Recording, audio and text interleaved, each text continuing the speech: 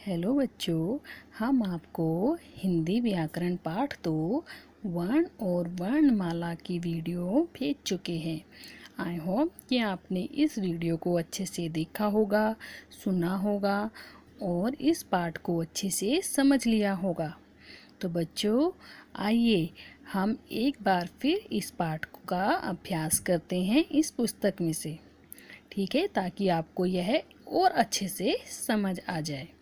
तो चलिए हम वर्ण और वर्णमाला पाठ को एक बार और पढ़ते हैं। देखिए, आपके सामने यह पिक्चर है।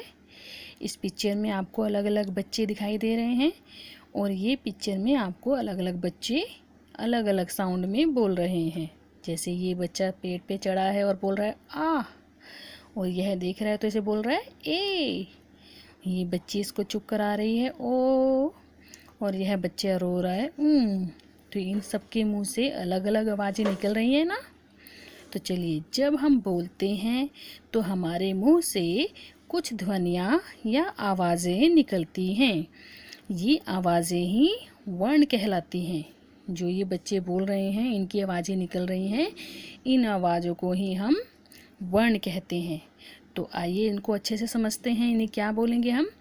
हमारे मुंह से निकलने वाली छोटी ध्वनियाँ वर्ण कहलाती हैं, या हमारे मुख से निकलने वाली छोटी से छोटी ध्वनि को हम क्या कहते हैं? वर्ण। हम क्या कहते हैं? वर्ण। तो आइए देखते हैं वर्ण कितने प्रकार के होते हैं। वर्ण के भेद। वर्ण 2 प्रकार के होते हैं, या हम ऐसे भी कह सकते हैं वर्ण के 2 भेद होते हैं। वर्ण 2 प्रकार के होते हैं। कौन कौन से? स्वर, जिन्हें हम इंग्लिश में वोवल्स कहते हैं, और सेकंड व्यंजन, जिसे हम कॉन्सोनेंट्स कहते हैं। तो वर्ण के 2 प्रकार कौन कौन से हैं? स्वर और व्यंजन। सभी वर्ण मिलकर वर्णमाला बनाते हैं। जब हम इन सब वर्ण को एक साथ लिख देते हैं तो वो क्या कहलाता है? वर्णमाला। स्वर। हिंदी में स्वरों की संख्या 11 है।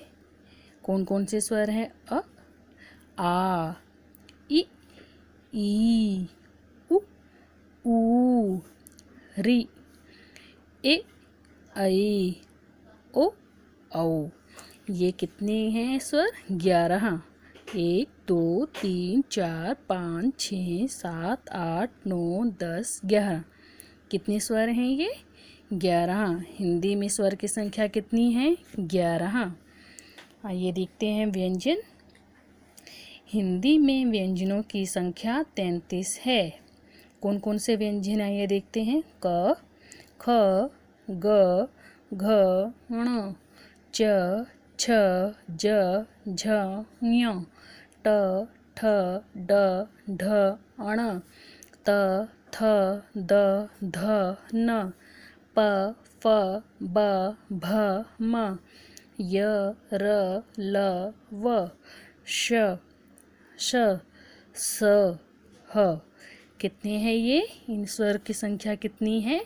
33। सभी वर्ण मिलकर वर्णमाला बनाते हैं। देखिए, सभी वर्ण यहाँ लिखे, ये वर्ण भी लिखे और साथ में ये वर्ण भी लिखे।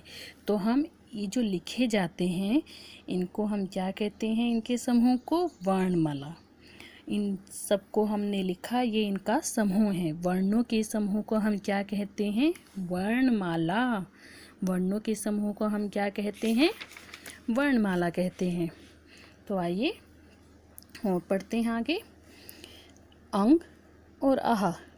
अंग और आहा भी स्वर में आते हैं। आप सोचेंगे आते हैं, बट ये ऐसे वर्ण हैं जो ना कि स्वर हैं और ना ही व्यंजन हैं। अब यहाँ देखिए, अक्ष, त्र, ज्ञ, श्र ऐसे वर्ण हैं। ये चारों ऐसे वर्ण हैं जो 2 वर्णों के मिल से बने हैं।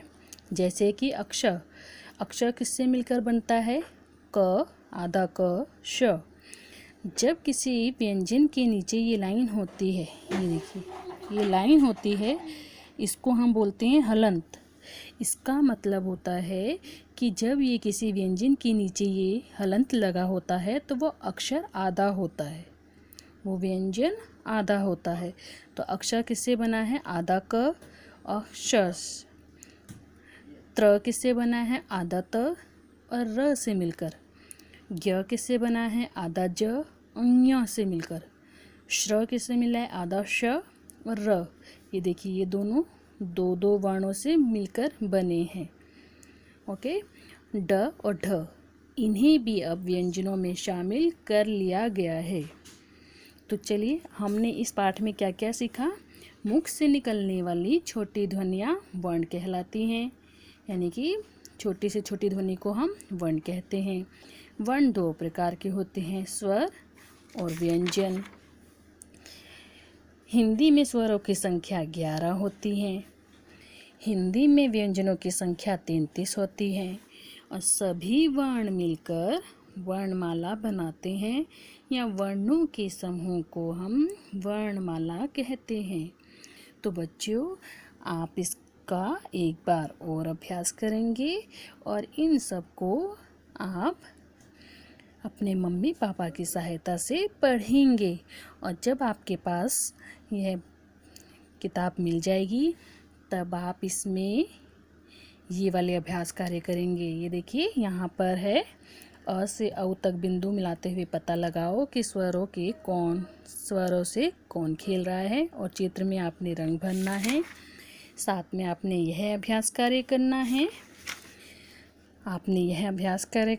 और आपने यह अभ्यास कार्य अपनी पुस्तक में करना है जब आपको आपकी पुस्तक मिल जाएगी। ओके।